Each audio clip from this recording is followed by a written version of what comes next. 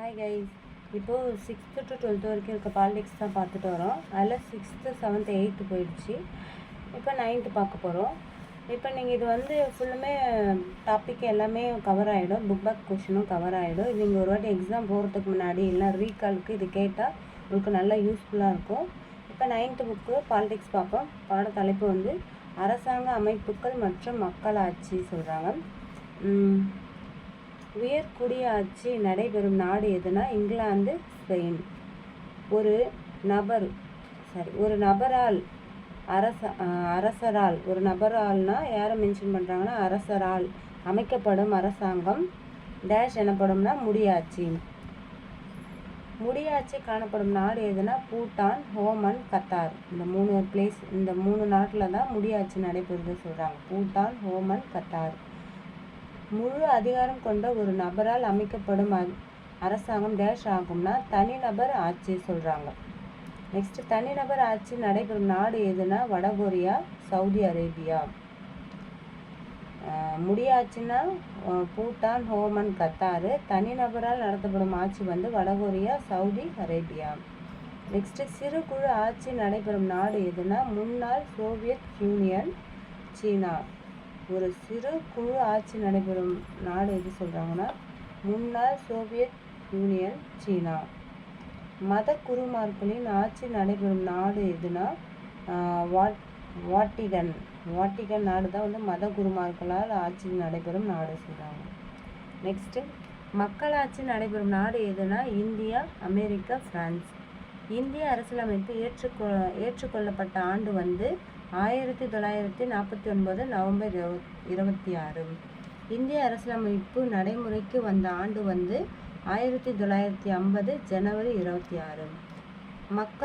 மக்களிடமோ அல்லது அவர்களால் தேர்ந்தெடுக்கப்பட்டு பிரதிநிதிகளிடமோ உயரிய அதிகாரம் இருக்கின்ற அரசாங்க முறை டேஷ் எனப்படும்னா குடியரசு. கிமு 500ஆம் ஆண்டு என்ன சொல்கிறாங்கன்னா கிமு 500ஆம் ஆண்டு ரோம் நாட்டில் முதலில் டேஷ் என்னும் சொல் வடிவம் அமைக்கப்பட்டதுன்னா குடியரசு. இந்த குடியரசு எங்கே வடிவம் அமைக்கப்பட்டதுன்னா ரோம் நாட்டில் சொல்கிறாங்க. எப்போனா கிமு 500. குடியரசு என்னும் சொல் டேஷ் மொழி சொல்லிலிருந்து பெறப்பட்டதுன்னா லத்தீன். இந்திய குடியரசு நாள் எதுனா ஜனவரி 26.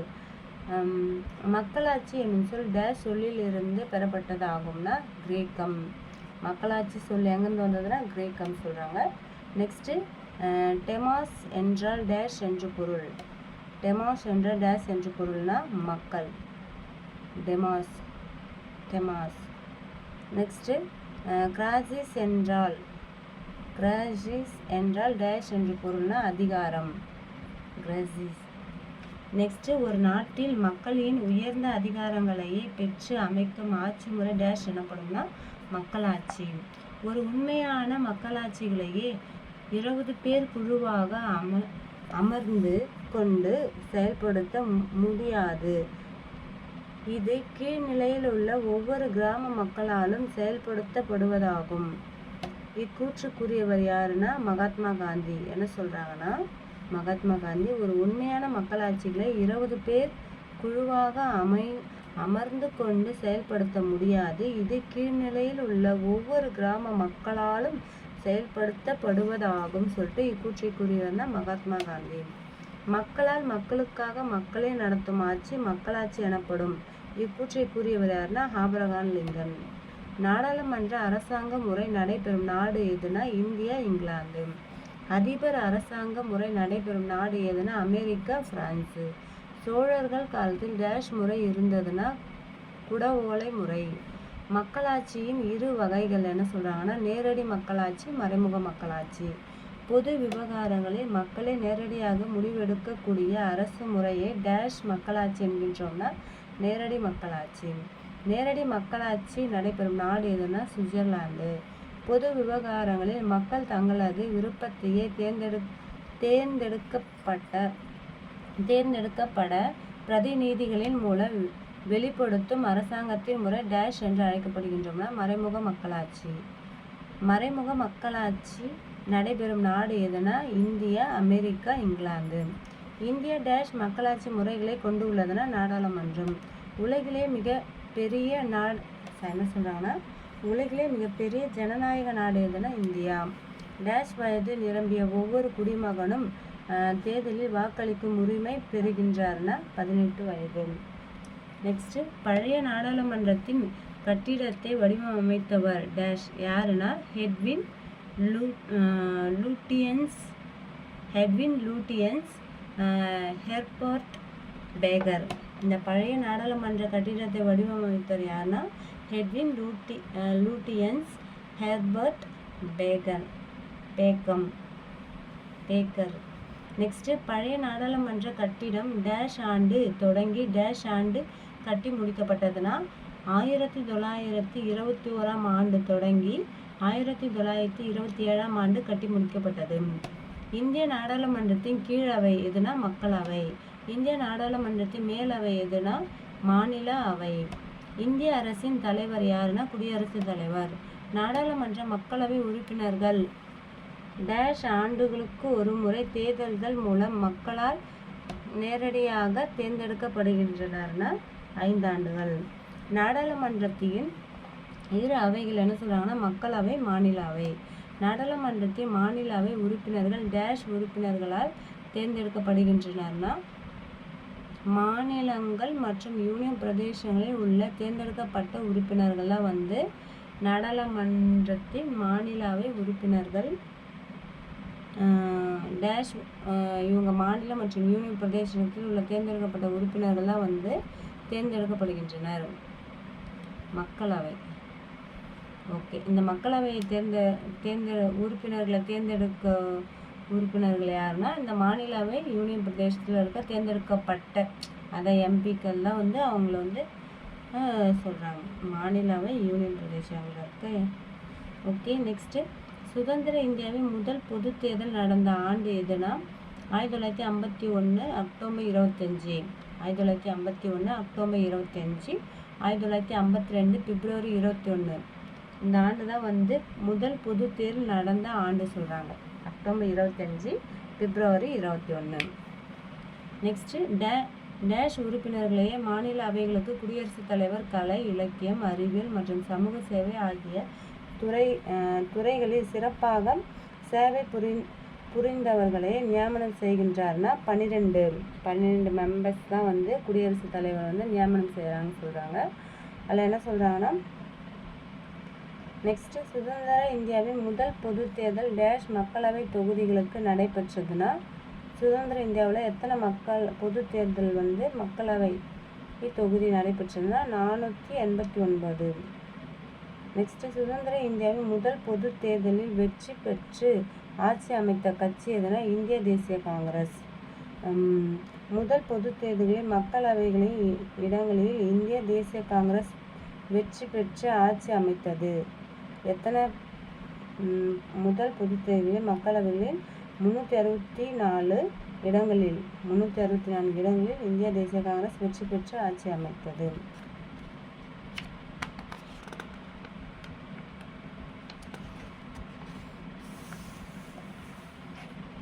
சுதந்திர இந்தியாவின் மக்களால் தேர்ந்தெடுக்கப்பட்ட முதல் பிரதமரான ஜவஹர்லால் நேரு. இம்பீரியல் கவுன்சிலுக்கு உறுப்பினர்களை தேர்ந்தெடுக்க தேர்தல் நடந்த ஆண்டு 1920.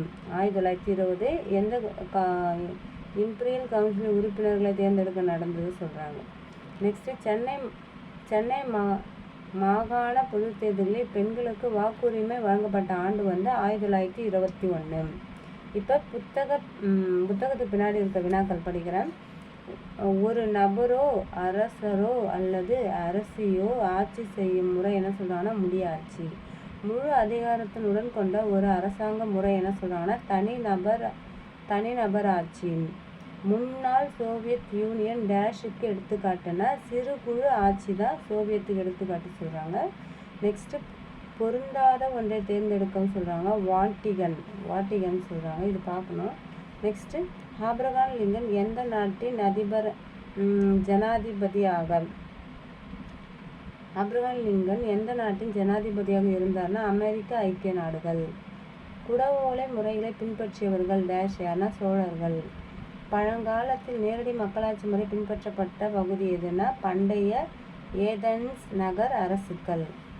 என்ன சொல்கிறாங்கன்னா, பழங்காலத்தில் நேரடி மக்களாட்சி முறை பின்பற்றப்பட்ட பகுதி எதுனா பண்டைய ஏதென்ஸ் நகர அரசுகள். எந்த மொழியிலிருந்து டெமோக்ரஸி என்ற வார்த்தை பெறப்பட்டதுன்னா கிரேக்கம். மக்களாட்சியில் இறுதி அதிகாரம் பெற்றவர்கள் யாருன்னா மக்கள். கீழ்கண்ட எந்த ஒரு நாடானது அதிபர் அரசாங்க முறையினை கொண்டுள்ளதுன்னா அமெரிக்க ஐக்கிய நாடுகள். உலகிலே மிகப்பெரிய மக்களாட்சி நாடு எதுனா இந்தியா. இப்போ கூற்று காரணம் கொடுத்துருக்காங்க. கூற்றில் என்ன சொல்கிறாங்கன்னா, நேரடி மக்களாட்சி சுவிட்சர்லாந்தில் நடைமுறையில் உள்ளது.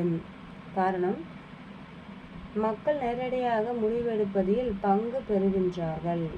ஆன்சர் என்ன சொல்கிறாங்கன்னா ஏ மற்றும் பி சரி ஏ மற்றும் ஆர் இரண்டும் சரியானது மற்றும் ஆர் ஏவை விளக்குகிறது. நெக்ஸ்ட்டு என்ன சொல்கிறாங்கன்னா கூற்று காரணம் கொடுத்துருக்காங்க, படிக்கிறேன். இந்தியாவின் நாடாளுமன்ற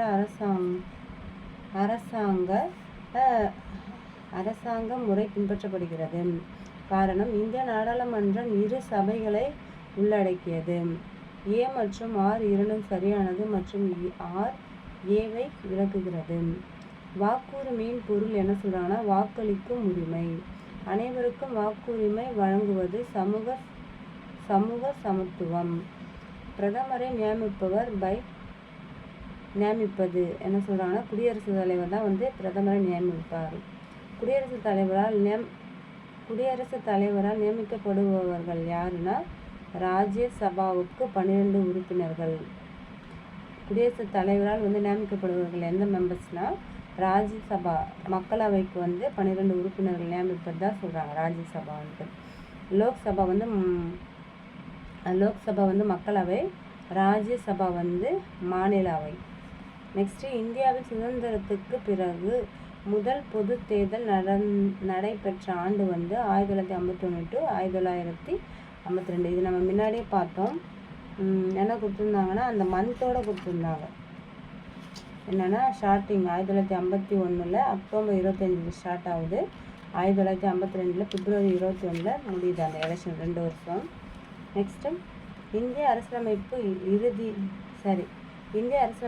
இந்தியா ஏற்றுக்கொள்ளப்பட்ட ஆண்டு 1949 நவம்பர் 26. 2 வகையான மக்களாட்சி டேஷ் மற்றும் டேஷ் ஆகும்னா நேரடி மறைமுக மக்களாட்சி. நேரடி மக்களாட்சி ஒரு எடுத்துக்காட்டு டேஷ் சுவிட்சர்லாந்து. இந்தியா டேஷ் மக்களாட்சி முறைகளை கொண்டுள்ள நாடாகும்னா மறைமுக மக்களாட்சி. ஆங்கிலேயர் ஆட்சி காலத்தில் முதல் பொது தேர்தல் நடத்தப்பட்ட ஆண்டு 1920. ரொம்ப இம்பார்ட்டன்ட். ஆங்கிலேய ஆட்சி காலத்தில் முதல் பொது தேர்தல் நடத்தப்பட்ட ஆண்டு 1920. இந்தியாவில் நாடாளுமன்ற கட்டிடத்தையே வடிவம் அமைத்தவர்கள் டேஷ் மற்றும் டேஷ் ஆவார்னா எட்வின் லூண்டியன்ஸ் அப்புறம் ஹெர்பர்ட் பேகர். இவங்க 2 பேர் தான் நாடாளுமன்ற கட்டிடத்தை வடிவம் அமைத்தாங்க சொல்கிறாங்க. நெக்ஸ்ட் பாடம் 9வது வகுப்பில் தேர்தல், அரசியல் கட்சிகள் மற்றும் அழுத்த குழுக்கள் சொல்லி கொடுத்துருக்காங்க, படிக்கிறேன். உலகின் மிகப்பெரிய மக்களாட்சி நாடு எதுனா இந்தியா. இந்திய தேர்தல் முறை டேஷ் நாட்டின் தேர்தல் முறையினை பின்பற்றி ஏற்றுக்கொள்ளப்பட்டதுன்னா இங்கிலாந்து. இந்திய அரசியலமைப்பின் தேர்தல் முறைகளை பற்றி கூறும் பகுதி எதுனா பகுதி 15. பகுதி 15 தான் ரோம் லெட்ரு 15 கொடுத்துருக்காங்க. நெக்ஸ்ட்டு, தேர்தல் ஆணையம் பற்றி கூறும் விதிகள் என்ன சொல்கிறாங்கன்னா தேர்தல் ஆணையத்தை பற்றி சொல்லும் விதிகள் என்ன சொல்கிறாங்கன்னா விதி 324, 329. இதில் 329 ஏ நீக்கப்பட்டது சொல்கிறாங்க. தேர்தல் ஆணையத்தை பற்றி சொல்கிறது எதுனா 324, 329. இதில் 329 ஏ நீக்கப்பட்டது சொல்கிறாங்க. நெக்ஸ்ட்டு, தமிழ்நாட்டில் டேஷ் காலத்தில் குடவோலை முறை மூலம் கிராம சபை உறுப்பினர்கள் தேர்ந்தெடுக்கப்பட்டனர்னா சோழர்கள் காலத்தில். நெக்ஸ்ட்டு, நாட்டின் சுதந்திரமான நியாயமான தேர்தலை நடத்துவதற்கு டேஷ் விதியின்படி தேர்தல் ஆணையம் தேர்தலையே நடத்துகின்றதுன்னா 324. இந்த விதியின் கீழ் தான் தேர்தல் ஆணையம் தேர்தலை நடத்துகிறது சொல்கிறாங்க. நெக்ஸ்ட் தேர்தல் ஆணையம் டேஷ் தலைமை தேர்தல் ஆணையர் மற்றும் டேஷ் தேர்தல் ஆணையர்களையே உள்ளடக்கியதுன்னா என்ன சொல்கிறாங்கன்னா ஒரு தலைவர் தேர்தல் ஆணையம், 2 தேர்தல் ஆணையர். என்ன சொல்கிறாங்கன்னு படிக்கிறேன். தேர்தல் ஆணையம் ஒரு தலைவர் தேர்தல் ஆணையர் தலைமை தேர்தல் ஆணையர். என்ன சொல்கிறாங்கன்னா இங்கே வந்து ஒரு தலைமை தேர்தல் ஆணையர் இருப்பாங்க, 2 தேர்தல் ஆணையர்கள், 2 தேர்தல் ஆணையர்கள் உள்ளடக்கியது சொல்கிறாங்க. அப்போ மொத்தம் 3 பேர், ஒருத்தர் தலைமை, 2 தேர்தல் ஆணையர்கள் இருப்பாங்க சொல்கிறாங்க. நெக்ஸ்ட்டு தேசிய அளவில் அரசாங்கத்தின் தலைவர் யாருன்னா பிரதமர். இந்திய பிரதமர் பாராளுமன்றத்தின் டேஷ் உறுப்பினர்கள் மூலம் தேர்ந்தெடுக்கப்படுகின்றார்னா மக்களவை. தேசிய வாக்காளர் தினம் வந்து ஜனவரி 25. தேசிய வாக்காளர் தினம் வந்து ஜனவரி 25. இந்திய தேர்தல் நடத்தை விதிகள். இந்திய தேர்தல் நடத்தை விதிகள் வந்து 1961 சட்டத்தின் விதி எண் வந்து 49 நோட்டா பற்றி விளக்குகிறது. என்ன சொல்கிறாங்கன்னா இந்திய தேர்தல் நடத்தை விதிகள் 1961 சட்டத்தின் விதி எண் 49 நோட்டா பற்றி விளக்குகிறது. இந்தியாவில் நோட்டா அறிமுகப்படுத்தப்பட்ட ஆண்டு வந்து 2014. உலகில் நோட்டாவை அறிமுகப்படுத்திய டேஷ் நாடு எதுனா இந்தியா. சரி, என்ன சொல்கிறாங்கன்னா உலகில் நோட்டாவை அறிமுகப்படுத்திய 14வது நாடு இந்தியா. நெக்ஸ்ட்டு விவிபிஏடினா என்னன்னா அதோட விரிவாக்கம் வந்து voters verified paper audit trail. Next voters verified paper audit trail. Next இந்தியாவில் மக்கள் நேரடியாக வாக்களித்து உறுப்பினர்களை தேர்ந்தெடுக்கும் தேர்தல் டேஷ். என்ன சொல்கிறாங்கன்னா மக்களவை, மாநில பேரவை, உள்ளாட்சி.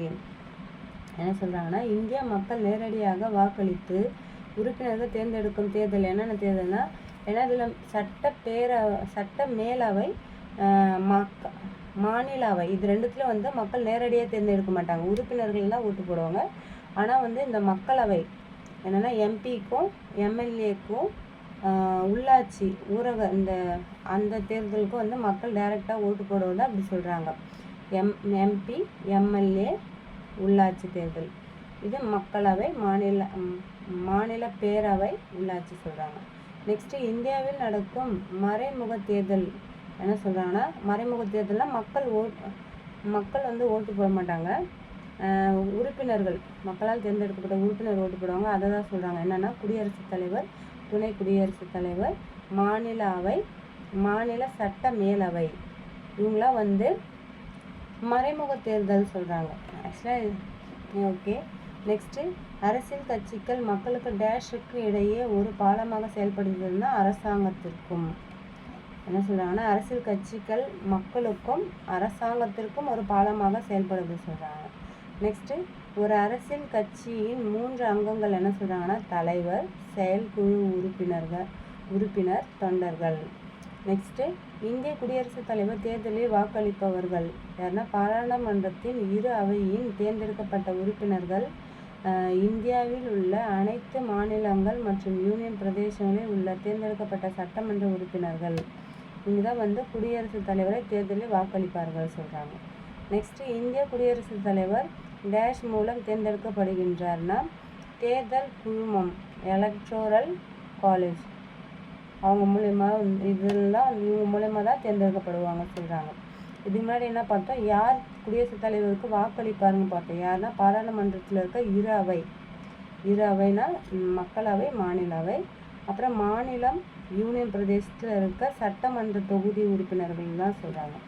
நெக்ஸ்ட்டு குடியரசுத் தலைவர் தேர்தலில் பாராளுமன்றம் மற்றும் மாநில சட்டமன்றங்களில் வாக்களிக்காதவர்கள் டேஷ். என்ன சொல்கிறாங்கன்னா நியாயமான உறுப்பினர்கள். என்ன சொல்கிறாங்கன்னா குடியரசுத் தலைவர் தேர்தலில் பாராளுமன்றம் மற்றும் மாநில சட்டமன்றங்களில் வாக்களிக்காதவர்கள் வந்து என்ன சொல்கிறாங்கன்னா நியமன உறுப்பினர்கள் சொல்கிறாங்க. இவங்களாம் வந்து நியமன உறுப்பினர்கள்னால் அவங்கள வந்து வாக்களிக்க முடியாதுன்னு சொல்கிறாங்க. யாருன்னா இந்த குடியரசுத் தலைவரால் வந்து உறுப்பினர் 12 பேர் வைக்கிறாங்களோ அவங்க தான் நினைக்கிறேன், டவுட்டாக இருக்குது. நெக்ஸ்ட்டு ஒரு கட்சி முறைனா என்னென்னா சீனா, கியூபா, முன்னாள் சோவியத் யூனியன்லாம் வந்து ஒரு கட்சி முறை. கியூபா, சீனா, முன்னாள் சோவியத் யூனியன்லாம் வந்து ஒரு கட்சி முறை. இரு கட்சி முறைனா அமெரிக்கா, இங்கிலாந்து. இரு கட்சி முறை எங்கே ஃபாலோ பண்ணுறாங்கன்னா அமெரிக்கா, இங்கிலாந்து. பல கட்சி முறைனா இந்தியா, இலங்கை, பிரான்ஸ், இத்தாலி. இந்தியா, இலங்கை, பிரான்ஸ், இத்தாலி வந்து பல கட்சி முறை. ஒரு கட்சி குறைந்தது டேஷ் மாநிலங்களில் மாநில கட்சி என்ற தகுதிகளை பெற்றால் அது தேசிய கட்சி என்ற தகுதியை பெறுகிறது. என்ன சொல்கிறாங்கன்னா ஒரு கட்சி குறைந்தது 4 மாநிலங்களில் என்ன சொல்கிறாங்கன்னா 4 மாநிலங்களில் மாநில கட்சி என்ற தகுதிகளை பெற்றால் அது தேசிய கட்சி என்ற தகுதியை பெறுகிறது. நெக்ஸ்ட் அனைத்து அரசியல் கட்சிகளும் இந்திய தேர்தல் ஆணையத்தில் பதிவு செய்தல் வேண்டும்.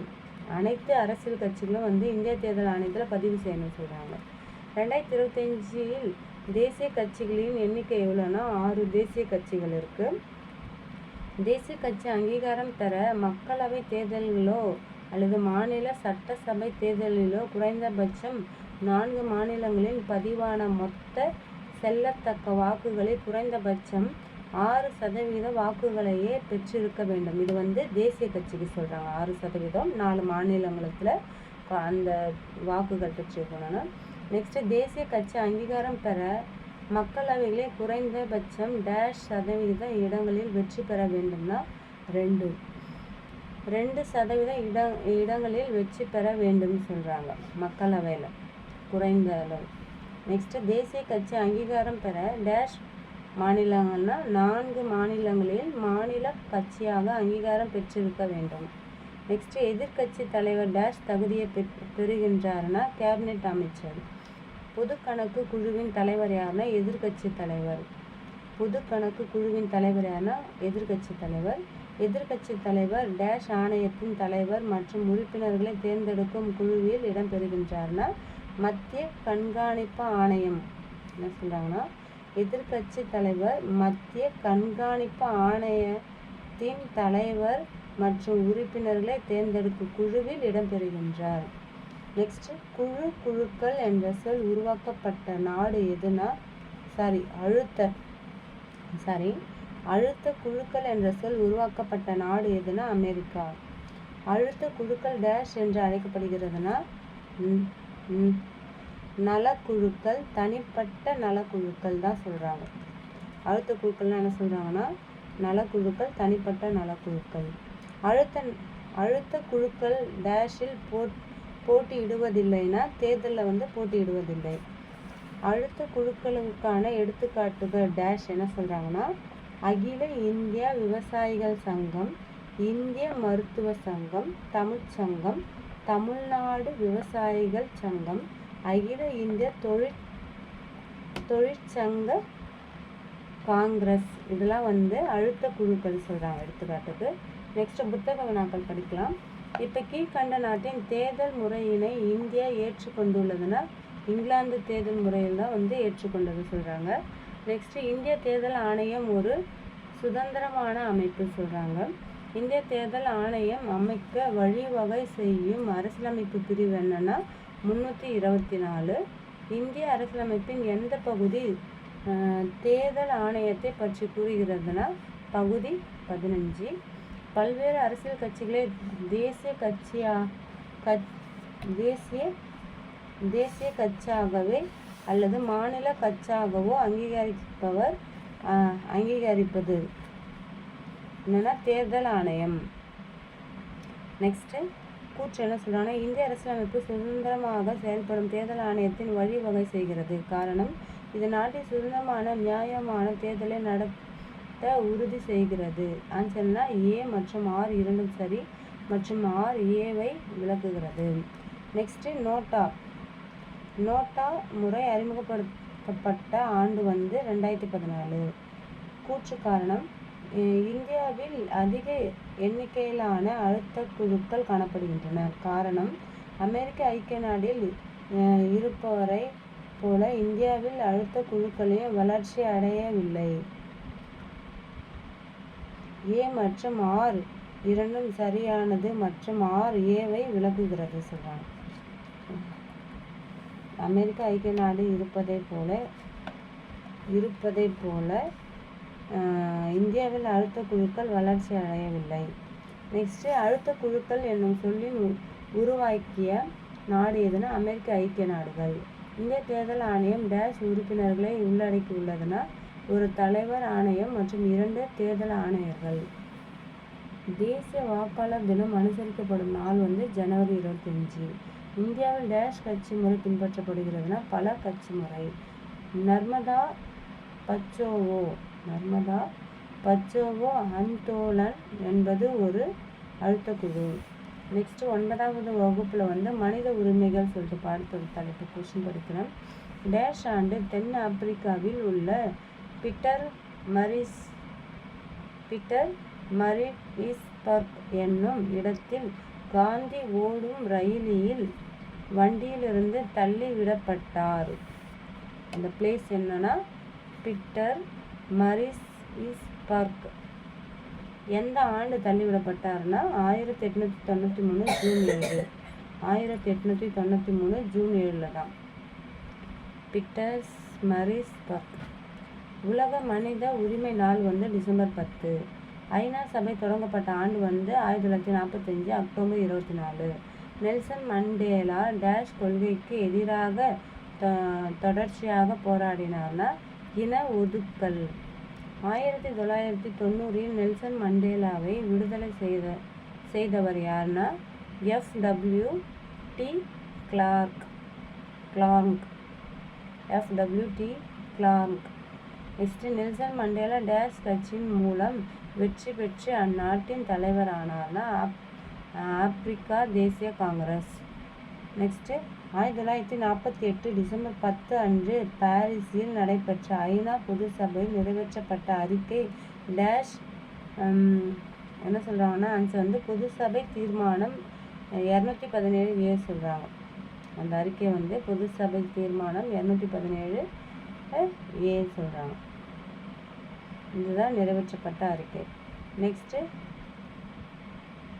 நெக்ஸ்ட்டு மனித உரிமைகள் பற்றிய பேரறிக்கையில் எத்தனை விதிகள் உள்ளன? 30.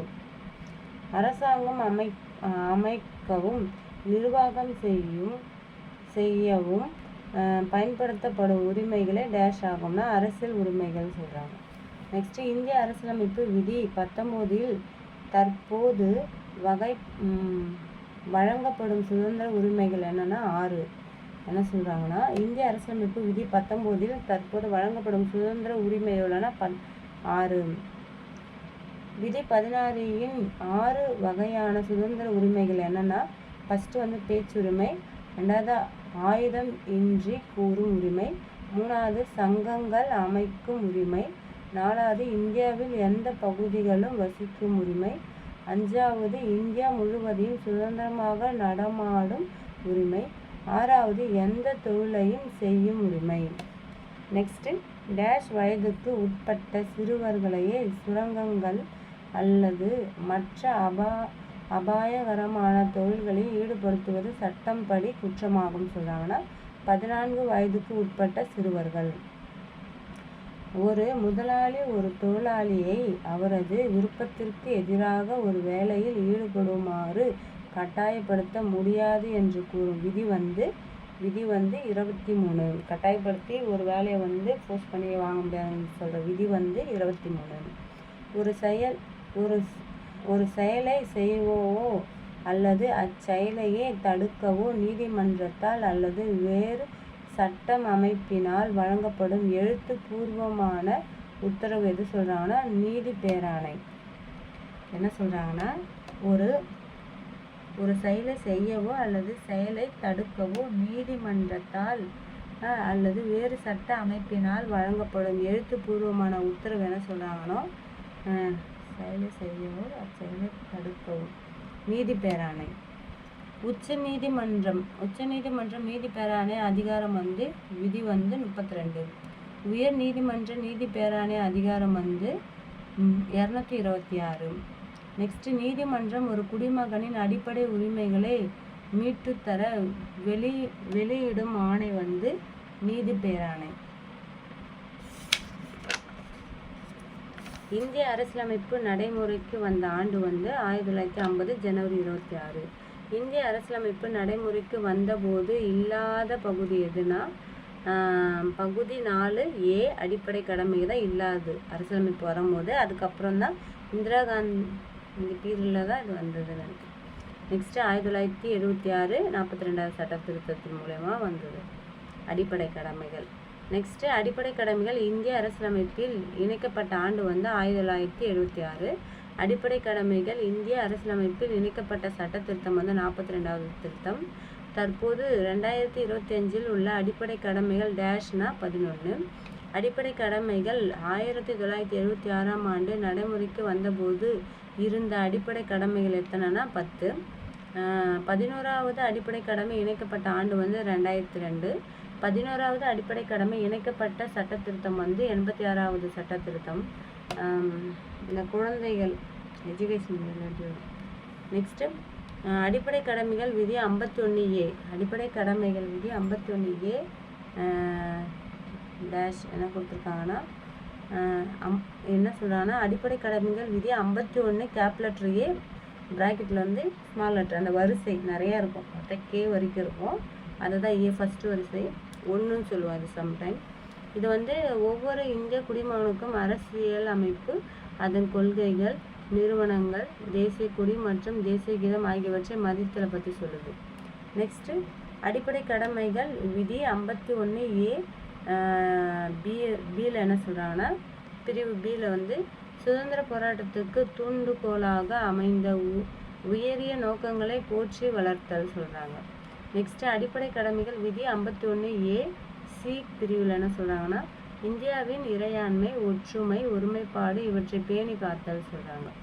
நெக்ஸ்ட்டு அடிப்படை கடமைகள் விதி 51A டியில் என்ன சொல்கிறாங்கன்னா தேச பாதுகாப்பிற்காக தேவைப்படும் பொழுது தேச பணியாற்ற தயாராக இருத்தல் சொல்கிறாங்க.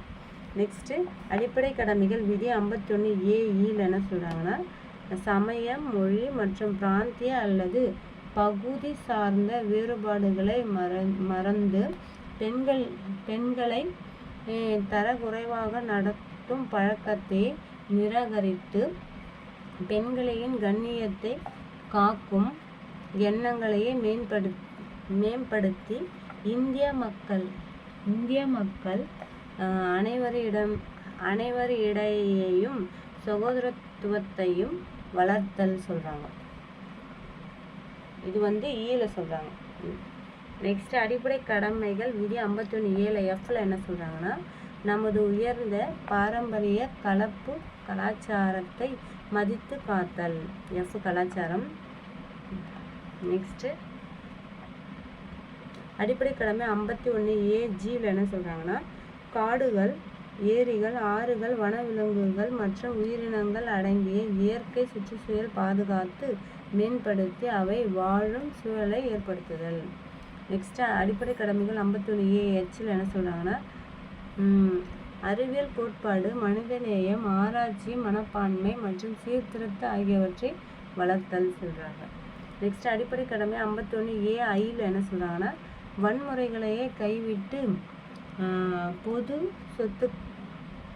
சொத்துக்களை பாதுகாத்தல். நெக்ஸ்ட் அடிப்படை கடமை 51A ஜேல என்ன சொல்கிறாங்கன்னா தனிப்பட்ட மற்றும் கூட்டு செயல்பாடுகள் என அனைத்து செயல்பாடுகளையும் சிலவற்றையே நோக்கி செயல்பட்டு தேசத்தின் நிலையான உயர்ந்த முயற்சி மற்றும் சாதனைக்காக உழைத்தல். நெக்ஸ்ட் அடிப்படை கடமைகள் 51A கேல என்ன சொல்கிறாங்க பிரிவு கேல என்ன சொல்கிறாங்கன்னா 6 முதல் 14 வயது வரை உள்ள குழந்தைகள் அனைவருக்கும் கல்வி பெறும் வாய்ப்பினையே வகுத்தல். 86வது அரசியலமைப்பு திருத்தச் சட்டம் 2002 படி 51A கீழ் 11வது அடிப்படை கடமைகள் அறிமுகப்படுத்தப்பட்டது. நெக்ஸ்ட் கொஸ்டின் மூத்த குடிமக்கள் மற்றும் பெற்றோர் நலனுக்காக பராமரிப்பு சட்டம் இயற்றப்பட்ட ஆண்டு வந்து 2007.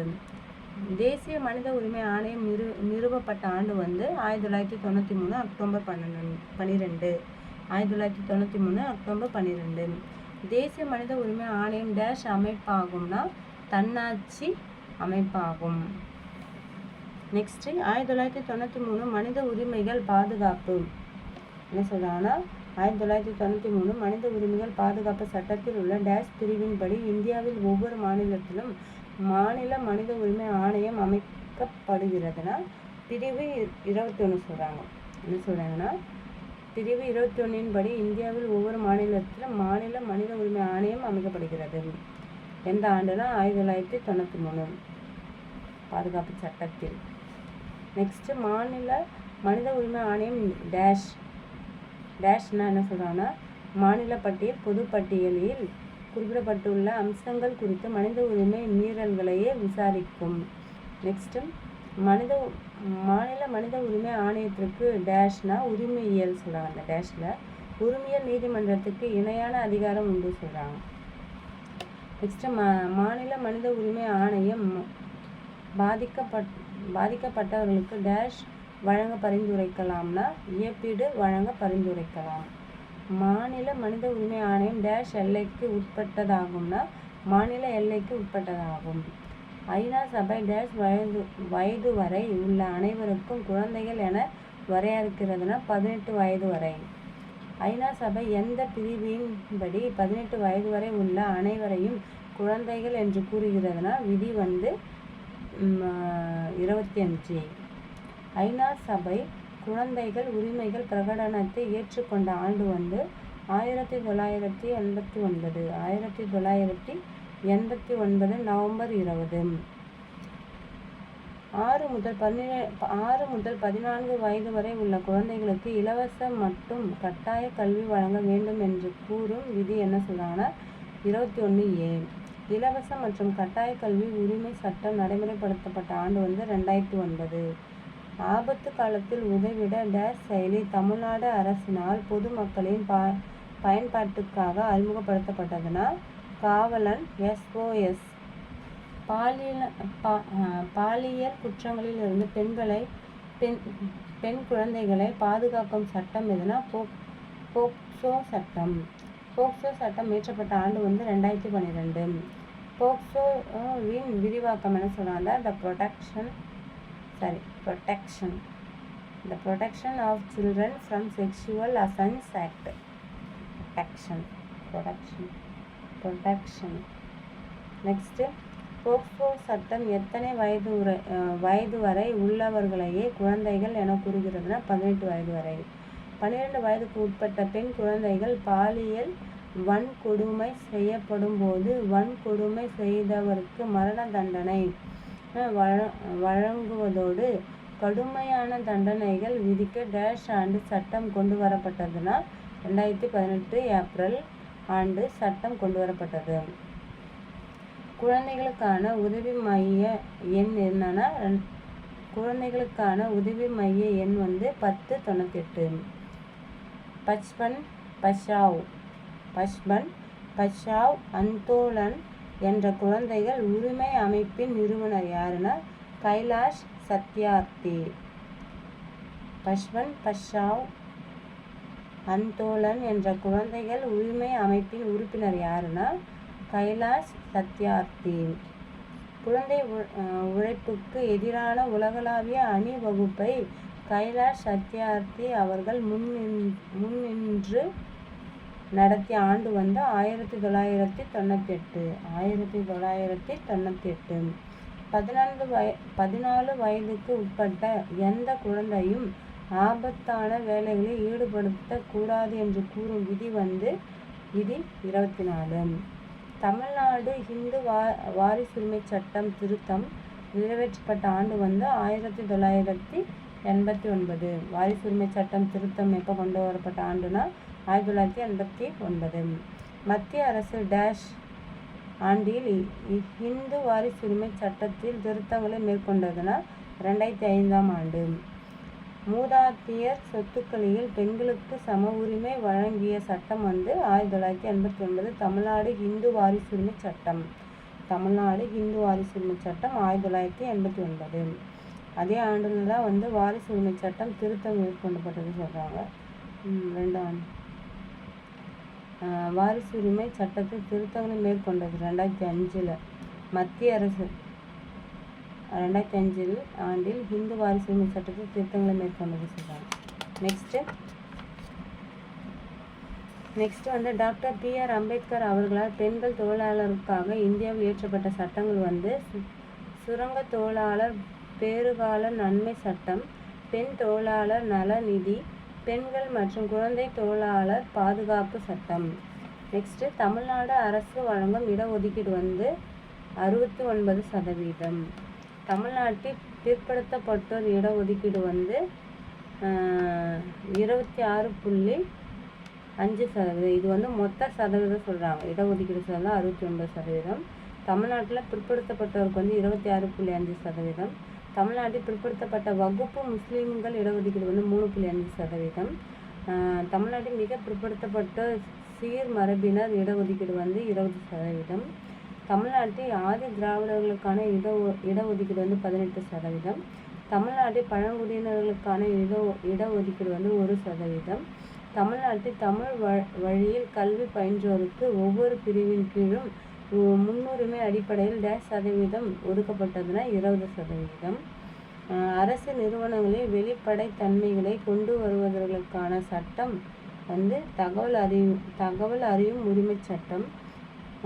தகவல் அறியும் உரிமை சட்டம் இயற்றப்பட்ட ஆண்டு 2005. தகவல் அறியும் உரிமை சட்டத்தின்படி நாட்களுக்குள் தகவல் வழங்கப்பட வேண்டும்னா 30 நாட்களுக்குள் தகவல் வழங்கப்பட வேண்டும்.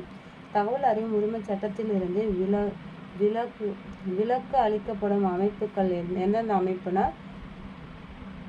தகவல் அறியும் உரிமை சட்டத்திலிருந்து விலக்கு அளிக்கப்படும் அமைப்பு ஏன்னா உள்துறை பாதுகாப்பு படை, மத்திய சேமக் காவல் படை, உள்துறை பணியகம்.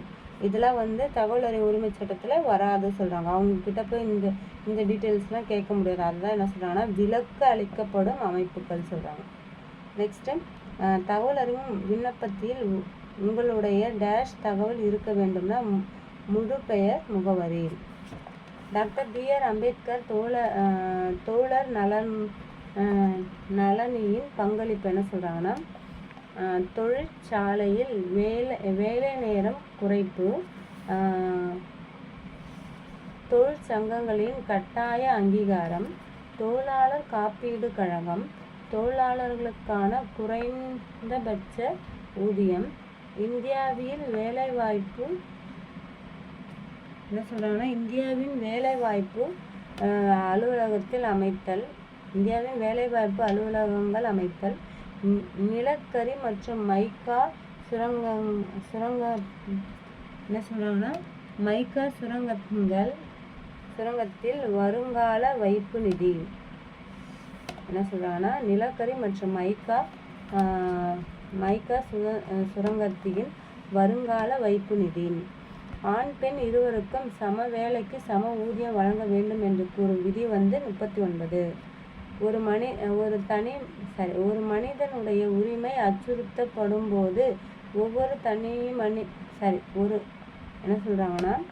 மனிதனுடைய உரிமை அச்சுறுத்தப்படும் போது ஒவ்வொரு மனிதனுடைய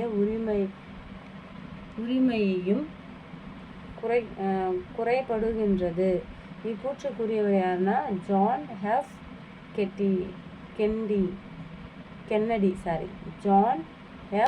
கென்னடி. புத்தக வினா இன ஒதுக்கல் இன ஒதுக்கல்னா அபார்த்தெய்ட் என்னும் கொள்கைகளையே பின்பற்றிய நாடு வந்து தென் ஆப்பிரிக்கா. ஒரு அரசாங்கத்தின் உருவாக்கம் மற்றும் நிர்வாகத்தின் பங்கு பெறுவது வந்து அரசியல். ஒரு 10 வயது பையன் கடையில் வேலை பார்த்து கொண்டிருக்கின்றான். எந்த உரிமை பயன்படுத்தி அவனை மீட்பாயனா குழந்தை உழைப்பு மற்றும் சுரண்டலுக்கு எதிரான உரிமை. நெக்ஸ்ட் தகவல் அறியும் உரிமை சட்டத்தின் தகவல்களையே பெறுவதற்கான கால வரம்பு வந்து 30 நாட்கள். ஐநா சபையின்படி டேஷ் வயது நிறைவு பெறாத குழந்தை ஆவார்னா 18 வயது நிறைவு பெறாதவர்கள் குழந்தைகள் ஆவார்கள். டேஷுக்கான நோபல் பரிசு கைலாஷ் சத்யார்த்தி மற்றும் மலாலாவிற்கு கொடுக்கப்பட்டதுன்னா அமைதிக்கான நோபல் பரிசு கைலாஷ் சத்யார்த்தி மற்றும் மலாலாவிற்கு கொடுக்கப்பட்டது. நெக்ஸ்ட், பின்வரும் கூற்றுகளை எவை சரியானவைனா 4 கூற்று கொடுத்துருக்காங்க. அதில் 2, 4 மட்டும் சரியானது சொல்கிறாங்க. படிக்கிறேன். 2ல் என்ன சொல்கிறாங்கன்னா, இது ஒரு உரிமையியல் நீதிமன்றத்தில் உள்ள அதிகாரங்களை பெற்றுள்ளது சொல்கிறாங்க. 4வது இது பாதுகாக்கப்பட்டவர்களுக்கு இழப்பீடு வழங்க பரிந்துரைக்கலாம் சொல்கிறாங்க.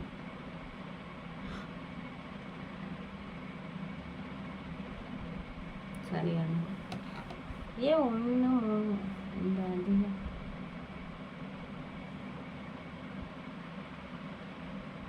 இதில் என்ன சொல்கிறாங்கன்னா, 1ல் என்ன சொல்லியிருக்காங்கன்னா, மாநில மனித உரிமை ஆணையத்தில் 1993 நிறுவப்பட்டது சொல்கிறாங்க. ஏன்னா அது எப்போ நிறுவப்பட்டதுன்னா, மாநிலத்தில் மாநில மனித உரிமை ஆணையம் உரிமையியல்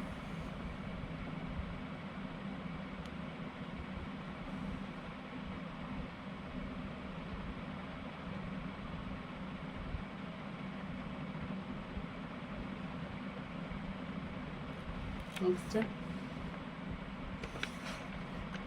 இதன் அதிகாரம் மாநில எல்லைகளை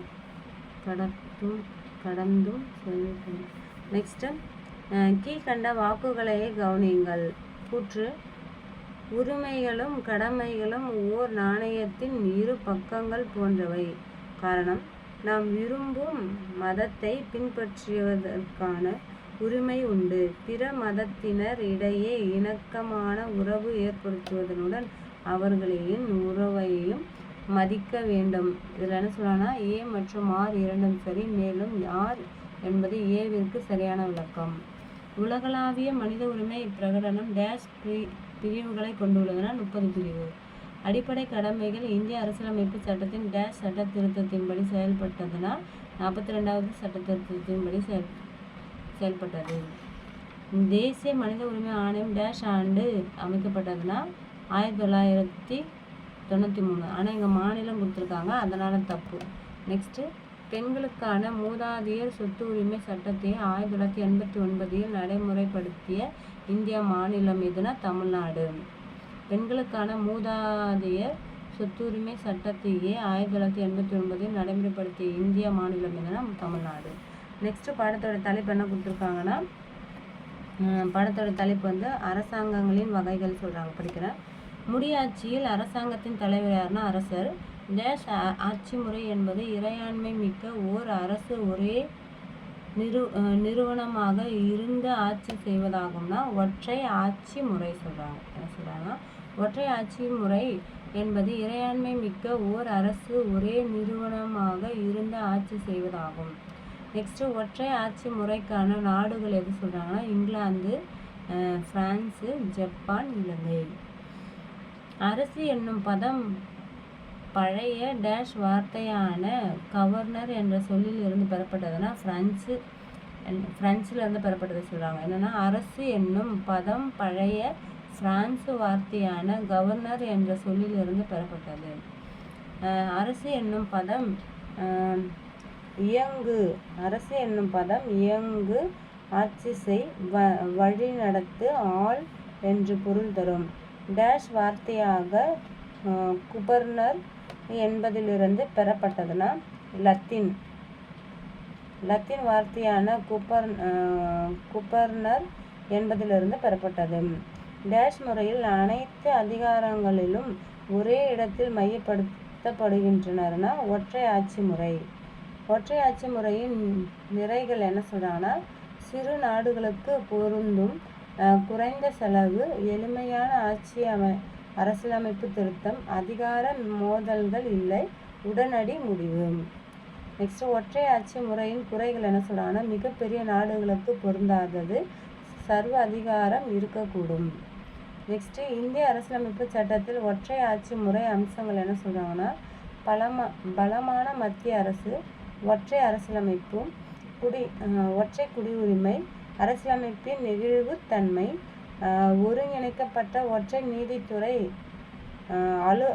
ஆளுநர்கள் மத்திய அரசால் நியமிக்கப்படுதல், மாநில அரசின் மீது மத்திய அரசின் ஆளுமை. இது வந்து இதெல்லாம் எதுக்கு சொல்கிறாங்கன்னா ஒற்றையாட்சி முறையின் அம்சங்களை சொல்கிறாங்க.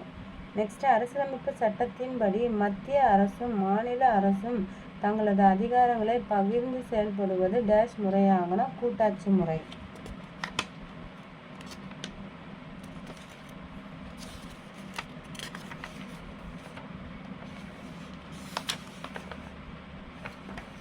நெக்ஸ்ட் என்ன கொடுத்துருக்காங்கன்னா நெக்ஸ்ட் வந்து கூட்டாட்சி முறை நடைபெறும் நாடு எதுனா America, Switzerland, Australia, Canada, Russia, Argentina. கூட்டாட்சி முறையின் நிறைகள் என்ன சொல்கிறாங்கன்னா மிக பெரிய நாடுகளுக்கு பொருத்தமானது. மத்திய மாநில அரசுகளுக்கு இடையிலான அதிகார பகிர்வு. அதிகாரம் பகிர்ந்தளிக்கப்படுவதால் மத்திய அரசின் சர்வ அதிகாரம் தடுக்கப்படுகிறது. நெக்ஸ்ட், கூட்டாட்சி முறையின் குறைகள் என்ன சொல்கிறாங்கன்னா அதிக செலவினம் கொண்டது, இரட்டை குடியுரிமை, நிர்வாக சமநிலையில் குறைபாடுகள், தேசிய ஒருமைப்பாட்டுக்கு அச்சுறுத்தல். நெக்ஸ்ட், இந்திய அரசியலமைப்பு கூட்டாட்சி முறையின் அம்சங்கள் என்ன சொல்கிறாங்கன்னா இரட்டை அரசாங்கம், எழுதப்பட்ட அரசியலமைப்பு, அதிகார பகிர்வு, சுதந்திரமான நீதித்துறை, நாட்டின் உயர்ந்த சட்டமாக அரசியலமைப்பு சட்டம் உள்ளது, நெகிழும் தன்மையற்ற அரசியலமைப்பு. நெக்ஸ்ட், நாடாளுமன்ற ஆட்சி முறை நடைபெறும் நாடு எதுனா இந்தியா, ஜப்பான், கனடா, பிரிட்டன். இதில் வந்து நாடாளுமுறையில் நடைபெறுது India, Japan, Canada, Britain.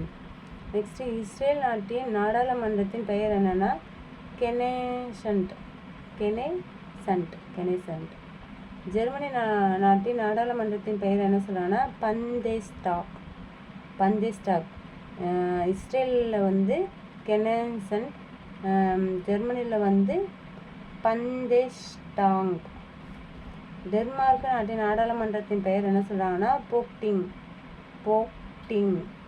Norway நாட்டின் நாடாளுமன்றத்தின் பெயர் என்ன சொல்கிறாங்கன்னா ஸ்டார்டிங். ஐக்கிய அமெரிக்க நாடுகளின் நாடாளுமன்றத்தின் பெயர் என்ன சொல்கிறாங்கன்னா காங்கிரஸ். ஜப்பான் நாட்டின் நாடாளுமன்றத்தின் பெயர் என்ன சொல்கிறாங்கன்னா டயட். பிரிட்டன் நாட்டின் நாடாளுமன்றத்தின் பெயர் என்ன சொல்கிறாங்கன்னா பார்லிமெண்ட்.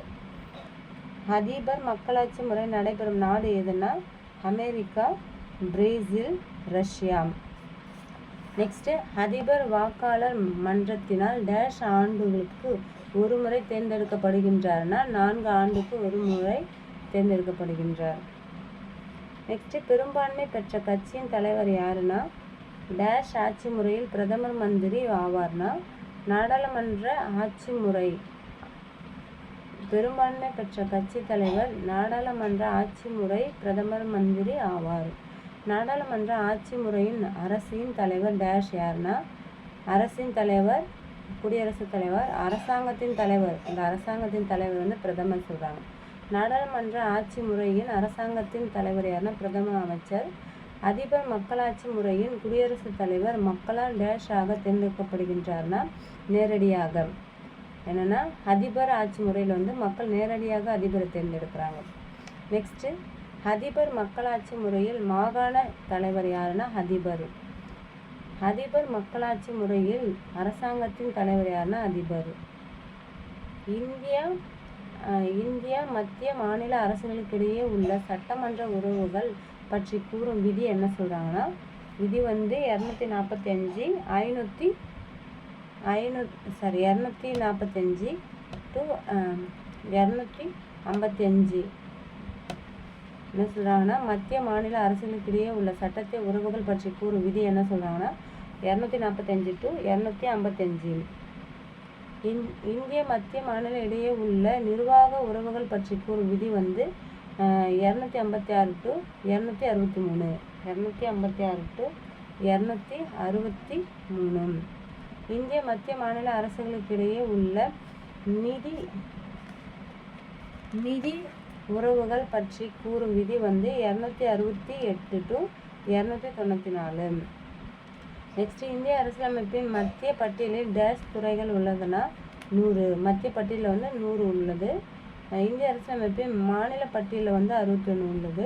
இந்திய அரசியலமைப்பின் பொது பட்டியலில் வந்து எத்தனை துறைகள் உள்ளதுன்னா 52 துறைகள்.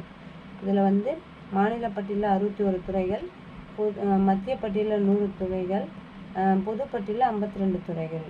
நெக்ஸ்ட்டு அதிகார பகிர்வு பற்றி கூறும் அட்டவணை எதுனா 7.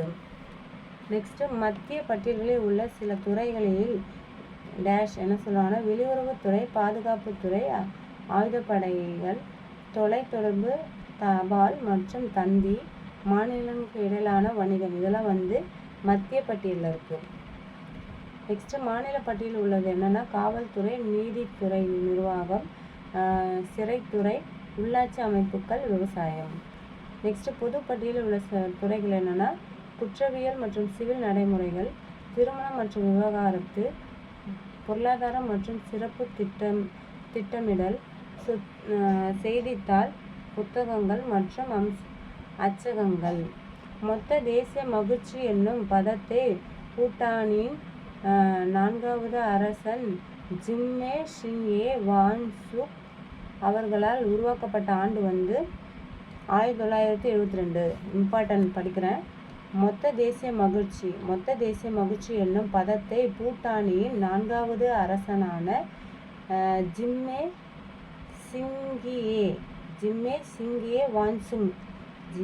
சிங்கியே வான்சுங் அவர்களால் உருவாக்கப்பட்ட ஆண்டு 1972. இது மொத்த தேசிய மகிழ்ச்சி. இந்த மகிழ்ச்சின்ற ஒரு கேட்டகரியை உருவாக்கியது இந்த மன்னன் ஜிம்மே சிங்கியே வான்சுங். எந்த ஆண்டு உருவாக்குனார்னா 1972. பூட்டானில் மொத்த தேசிய மகிழ்ச்சி என்ற கருத்து நடைமுறைப்படுத்தப்பட்ட ஆண்டு 2008 ஜூலை 18. மொத்த தேசிய மகிழ்ச்சி மைய கருத்து என்ன சொல்கிறாங்கன்னா நிலையான மற்றும் சமமான சமூக பொருளாதார வளர்ச்சி, சுற்றுச்சூழல் பாதுகாப்பு, பண்பாடு மற்றும் நல்ல ஆட்சி. இப்போ புத்தக வினாக்கள். டேஷ் டேஷ் ஆகியவை ஒற்றை ஆட்சி முறைகளுக்கான உதாரணங்களாகனா இங்கிலாந்து, ஜப்பான் ஒற்றை ஆட்சி முறைகளுக்கு உதாரணங்கள் சொல்கிறாங்க. நெக்ஸ்ட்டு பாராளுமன்ற ஆட்சி முறை டேஷ் என்று அழைக்கப்படுகிறதுனா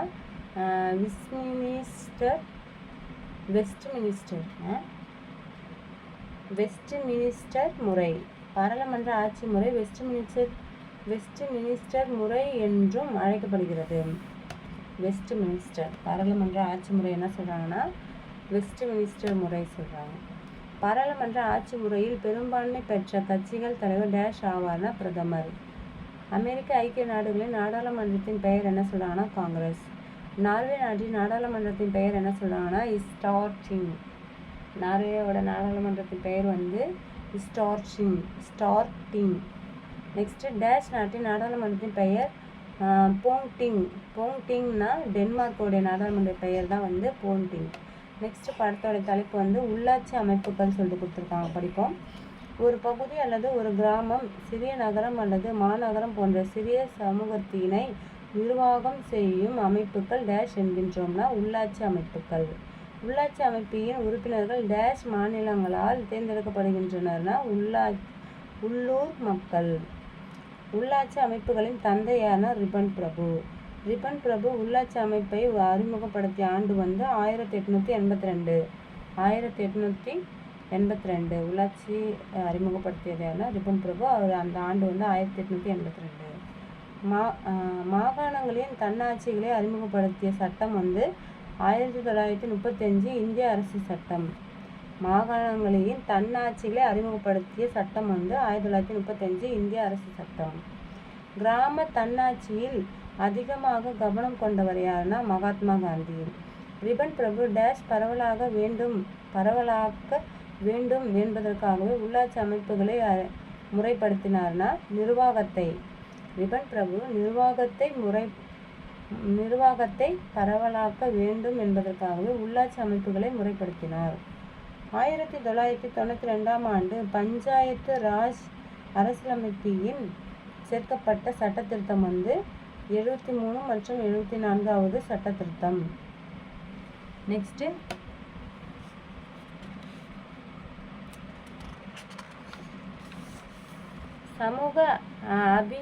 சமூக அபிவிருத்தி திட்டத்தின் ஆண்டு 1952. 1952 என்ன சொல்றாங்கன்னா சமூக அபிவிருத்தி திட்டத்தின் ஆண்டு. தேசிய நீட்டிப்பு சேவையின் ஆண்டு 1953. தேசிய நீட்டிப்பு சேவையின் ஆண்டு 1953.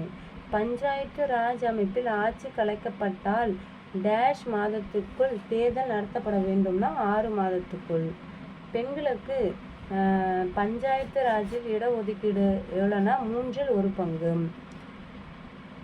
பெண்களுக்கு பஞ்சாயத்து ராஜில் தமிழ்நாட்டில் இடஒதுக்கீடு சதவீதம் எவ்வளோனா 50%. பல்வந்த்ரா மேத்தா குழு அமைக்கப்பட்ட ஆண்டு வந்து 1957. பல்வந்தா மேத்தா குழு அமைக்கப்பட்ட ஆண்டு வந்து 1957. பஞ்சாயத்து ராஜ் முறையில் 3 அடுக்கு முறைகளை பரிந்துரைத்த குழு எதுனா பல்வந்த்ராவ் மேத்தா குழு. கிராம பஞ்சாயத்தின் 3 அடுக்கு முறை எதுனா கிராம ஊராட்சி, ஊராட்சி ஒன்றியம், மாவட்ட ஊராட்சி. கிராம ஊராட்சி, ஊராட்சி ஒன்றியம், மாவட்ட ஊராட்சி. அசோக் மேத்தா குழு உருவாக்கப்பட்ட ஆண்டு வந்து 1977. 1977ஆம் ஆண்டில் வந்து அசோக் மேத்தா குழு உருவாக்கப்பட்ட ஆண்டு. 2 அடுக்கு முறைகளை பரிந்துரைத்த குழு எதுனா அசோக் மேத்தா குழு. GVK ராவ் குழு அமைக்கப்பட்ட ஆண்டு வந்து 1985. திட்டக்குழுவால் அமைக்கப்பட்ட குழு வந்து GVK ராவ் குழு. பஞ்சாயத்து ராஜை வேரற்ற புற்கள், பஞ்சாயத்து ராஜை வேரற்ற புற்கள் என்று கூறிய குழு எதுனா GVK ராவ் குழு. LM சிங்வி குழு அமைக்கப்பட்ட ஆண்டு வந்து 1986. LM சிங்வி குழு அமைக்கப்பட்ட ஆண்டு வந்து 1986. தமிழ்நாடு பஞ்சாயத்து ராஜ் சட்டம் நடைமுறைப்படுத்தப்பட்ட ஆண்டு வந்து 1994. 1994. 1994 தமிழ்நாடு பஞ்சாயத்து ராஜ் சட்டத்தின் சிறப்புகள் டேஷ்னா 3 அடுக்கு அமைப்பு, கிராம சபை, மாநில தேர்தல் ஆணையம் ஏற்படுத்தியதால் மாநில நிதி ஆணையம், மாவட்ட திட்டக்குழு அமைத்தல். என்ன சொல்கிறாங்கன்னா 1994. 1994 தமிழ்நாடு பஞ்சாயத்து ராஜ் சட்டத்தின் சிறப்புகள் என்ன சொல்கிறாங்கன்னா 3 அடுக்கு அமைப்பு. 3 அடுக்கு அமைப்பு இருக்குது. கிராம சபை, மாநில தேர்தல் ஆணையம் ஏற்படுத்துதல், மாநில நிதி ஆணையம், அப்புறம் மாவட்ட திட்டக்குழு அமைத்தல் சொல்கிறாங்க. நெக்ஸ்ட்டு கிராம ஊராட்சி தலைவரையே தேர்ந்தெடுப்பவர்கள் டேஷ் யாருன்னா மக்களால் நேரடியாக. கிராம ஊராட்சியின் பணிக்காலம் எவ்வளோனா 5 ஆண்டுகள். கிராம ஊராட்சியின் ஆய்வாளர் யாருன்னா மாவட்ட ஆட்சியர். டேஷுக்கும் மேற்பட்ட மக்கள் தொகைகளையே கொண்டு உள்ள ஒவ்வொரு கிராமமும் கிராம ஊராட்சியாக உள்ளதுன்னா 500க்கும் மேற்பட்ட மக்கள் தொகை. நெக்ஸ்ட்டு 3 அடுக்கு அமைப்பு உள்ள ஊரக உள்ளாட்சி. என்ன சொல்கிறாங்கன்னா 3 அடுக்கு அமைப்பு உள்ள ஊரக உள்ளாட்சி அமைப்பில் டேஷ் மட்டுமே வரி விதிக்கும் அதிகாரத்தை பெற்றுள்ளதுன்னா கிராம ஊராட்சி. கிராம ஊராட்சி மட்டுமே வரி விதிக்கும் அதிகாரத்தை பெற்றுள்ளது. சோழர்கள் காலத்தில் கிராம சபை உறுப்பினர்களை தேர்ந்தெடுக்கும் முறை வந்து குடவோலை முறை. உள்ளாட்சி அமைப்புகள் பற்றி கூறும் கல்வெட்டு டேஷ் எதுனா உத்திரமேரு கல்வெட்டு. மதராஸ் கிராம பஞ்சாயத்து சட்டம் இயற்றப்பட்ட ஆண்டு வந்து 1950. மதராஸ் பஞ்சாயத்து சட்டம் மற்றும் மதராஸ் மாவட்ட வளர்ச்சி கவுன்சில் சட்டம் இயற்றப்பட்ட ஆண்டு வந்து 1958. 1958. கிராம சபை கூட்டங்களில் யார் கலந்து கொள்வார்கள்னா அந்தந்த கிராம எல்லைகளுக்கு உட்பட்ட மக்கள். கிராம சபை கூட்டத்திற்கு யார் தலைமை தாங்குவார் டேஷ் யார்னா ஊராட்சி மன்ற தலைவர். ஒரு வருடத்தில் எத்தனை முறை கிராம சபை கூட்டம் நடத்தப்படும்னா 6 முறை. டேஷ் பல ஒன்றிணைந்து ஊராட்சி ஒன்றியம் உருவாக்கப்படுகிறதுனா ஊராட்சிகள். பல ஊராட்சிகள் ஒன்றிணைந்து ஊராட்சி ஒன்றியம் உருவாக்கப்படுகிறது. கிராம சபை கூட்டம் நடைபெறும் நாள் வந்து ஜனவரி 26, மே 1, August 15, October 2, November 1, March 22. Next ஊராட்சி ஒன்றிய உறுப்பினர்களையே தேர்ந்தெடுப்பவர்கள் யாருன்னா மக்கள். ஊராட்சி ஒன்றிய தலைவரையே தேர்ந்தெடுப்பவர்கள் யாருன்னா ஊராட்சி ஒன்றிய உறுப்பினர்கள். ஒவ்வொரு மாவட்டத்திலும் டேஷ் அமைக்கப்பட்டு உள்ளதுன்னா மாவட்ட ஊராட்சினா ஊராட்சி சொல்கிறாங்க. ஒவ்வொரு மாவட்டத்திலும் மாவட்ட ஊராட்சி அமைக்கப்பட்டு உள்ளது. இது வந்து சென்னையை தவிர, ஏன்னா சென்னையில் வந்து மாவட்ட ஊராட்சி கிடையாது சொல்கிறாங்க. நெக்ஸ்ட்டு டேஷ் மக்கள் தொகை என்ற அடிப்படையில் மாவட்ட ஊராட்சி பிரிக்கப்படுகிறதுனா 50,000 மக்கள் தொகை என்ற அடிப்படையில் மாவட்ட ஊராட்சி பிரிக்கப்படுகிறது. நகர்ப்புற உள்ளாட்சியின் 3 அடுக்கு என்ன சொல்கிறாங்கன்னா பேரூராட்சி, நகராட்சி, மாநகராட்சி. பேரூராட்சி, நகராட்சி, மாநகராட்சி. கிராம சுயராஜ்யத்தை விரும்பியவர் யாருன்னா மகாத்மா காந்தி. டேஷுக்கு அதிகமான மக்கள் வாழும் பகுதி பேரூராட்சி எனப்படும்னா 10,000 பேர் வந்து பேரூராட்சி சொல்கிறாங்க. இதில் நம்ம என்ன பார்த்தோம் 500. கிராமமும் கிராம ஊராட்சிகளுக்கும் உள்ளது. மேற்பட்ட மக்கள் தொகை கொண்டுள்ள ஒரு கிராமமும் கிராம ஊராட்சி வந்து 500 சொல்கிறாங்க. இங்கே பேரூராட்சிக்கு வந்து 10,000 சொல்கிறாங்க வாழும் பகுதி. பேரூராட்சியின் தலைவரையும் உறுப்பினர்களையும் தேர்ந்தெடுப்பவர் யாருன்னா மக்களால். பேரூராட்சி உறுப்பினர்களின் பதவிக்காலம் வந்து 5 ஆண்டுகள். பேரூராட்சி நிர்வாகத்தினை மேற்கொள்ள நியமிக்கப்படுவர் யாருன்னா செயல் அலுவலர். டேஷுக்கு அதிகமான மக்கள் வாழும் பகுதி நகராட்சி எனப்படும்னா 1,00,000க்கு அதிகமான மக்கள் வாழும் பகுதி நகராட்சி எனப்படும். நகராட்சிகளை நிர்வாகம் செய்ய அரசால் நியமிக்கப்படுவர் யாருன்னா நகராட்சி ஆணையர். டேஷுக்கு அதிகமான மக்கள் தொகை கொண்ட பகுதி மாநகராட்சி என அழைக்கப்படுகிறதுனா 10,00,000. நெக்ஸ்ட் மாநகராட்சி தலைவர் யாருன்னா மேயர். மேயர் மற்றும் பிற மாநகராட்சி உறுப்பினர்களின் பதவிக்காலம் என்னன்னா 5 ஆண்டுகள். மாநகராட்சியின் ஆணையர் யாருன்னா இந்திய ஆட்சி பணி அதிகாரி. மாநகராட்சியின் ஆணையர் யாருன்னா இந்திய ஆட்சி பணி அதிகாரி. தமிழ்நாட்டில் தற்போது 2025 உள்ள மாநகராட்சிகளின் எண்ணிக்கை எவ்வளோனா 25 மாநகராட்சிகள் இருக்கு சொல்கிறாங்க. 25 மாநகராட்சி. அதில் ஃபஸ்ட்டு கும்பகோணம், சென்னை, திருச்சி, தூத்துக்குடி, வேலூர், ஒசூர், கோவை, சேலம், திருப்பூர், தஞ்சாவூர், நாகர்கோவில், மதுரை, திருநெல்வேலி, ஈரோடு, திண்டுக்கல், ஆவடி, தாம்பரம், காஞ்சிபுரம், கரூர், கடலூர், சிவகாசி, காரைக்குடி, நாமக்கல், புதுக்கோட்டை, திருவண்ணாமலை.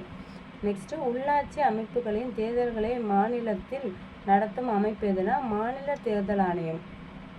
இது வந்து இந்த உள்ளாட்சி மட்டும் இவங்க நடத்துவாங்கன்னு சொல்கிறாங்க மாநில தேர்தல் ஆணையம். நெக்ஸ்ட்டு பெரியார் ஈரோடு நகராட்சியின் தலைவராக பதவி வகித்த ஆண்டு வந்து 1917. நகராட்சியின் தலைவராக இருந்தார் பெரியார் எந்த ஆண்டுனா 1917. பெரியார் ஈரோட்டில் குழாய் மூலம் குடிநீர் விநியோக முறையினை செயல்படுத்திய ஆண்டு வந்து 1919. நெக்ஸ்ட் புத்தக வினாக்கள் கொடுத்துருக்கேன் படிக்கிறேன். 1985ஆம் ஆண்டு திட்டக்குழுவினால் நிறுவப்பட்ட குழு எதுனா GVK ராவ் குழு. டேஷ் காலத்தில் இருந்த உள்ளாட்சி அமைப்பு பற்றி உத்திரமேரு கல்வெட்டு தெரிவிக்கிறதுனா சோழர் காலத்தில் இருந்த. 73 மற்றும் 74வது அரசியலமைப்பு திருத்த சட்டங்கள் இவ்வாண்டில் நடைபெற்று வந்தன. எந்த ஆண்டில் வந்ததுன்னா 1992. ஊராட்சிகளின் ஆய்வாளராக செயல்படுகின்றவர் டேஷ் யாருன்னா மாவட்ட ஆட்சியர். உள்ளாட்சி அமைப்புகளின் தந்தை என அழைக்கப்படுவர் என ரிப்பன் பிரபு. நமது விடுதலை போராட்டத்தின் போது மறுசீரமைப்பு என்பது டேஷ் ஆக விளங்குகிறதுனா பஞ்சாயத்து ஆக விளங்குகிறது. கிராமங்களில் செயல்படும் உள்ளாட்சி அமைப்பு டேஷ் ஆகும்னா கிராம ஊராட்சி. சோழர் காலத்தின் பொது கிராம சபை உறுப்பினர்களையே தேர்ந்தெடுத்த இரகசிய தேர்தல் முறை டேஷ் என்று அழைக்கப்படுகிறதுனா குடவோலை முறை. பேரூராட்சிகளின் நிர்வாகத்தினை கண்காணிப்பவர்கள் டேஷ் ஆவார்னா செயல் அலுவலர்.